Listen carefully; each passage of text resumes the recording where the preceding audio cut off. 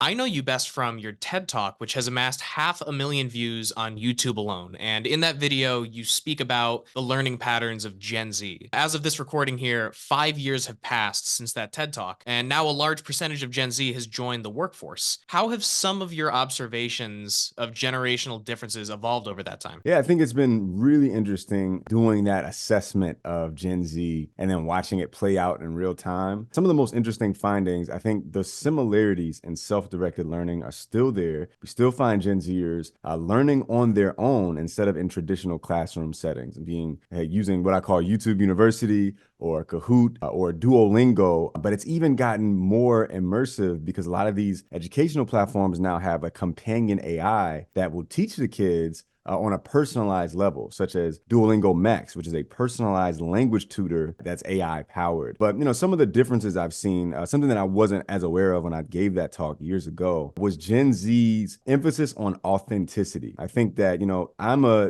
I self-identify as a millennial, but I'm kind of right on the boundary between millennials and Gen Zers. But when I was coming up and making content and consuming content on social media, a lot of times you wanted your stuff to look the nicest, right? You want to have the best cameras, the cleanest audio, because that's what we're used to. You want to make your stuff look like TV. Well, what I learned in the past few years is that Gen Z would be turned off by that aesthetic because when it feels overly produced, it seems like someone's not being their real self, or they might be trying to sell you something overtly. And what works much better with the Gen Z demographic, whether that's, convincing them of something, if it is actually trying to sell them or even educate them, is giving them that authentic take, whether that means lowering the production value of your setup with like a smartphone, or that just means having a different delivery than the TV host newscaster style delivery that I think I was used to seeing growing up, so that Gen Z feels like you're actually talking to them directly. And so that was a new genre of presentation that I had to master, to make media that reaches younger people. Yeah, cutting out everything artificial. I think it's very true, especially when you think about how some of the most popular TikTok stars with millions and millions of followers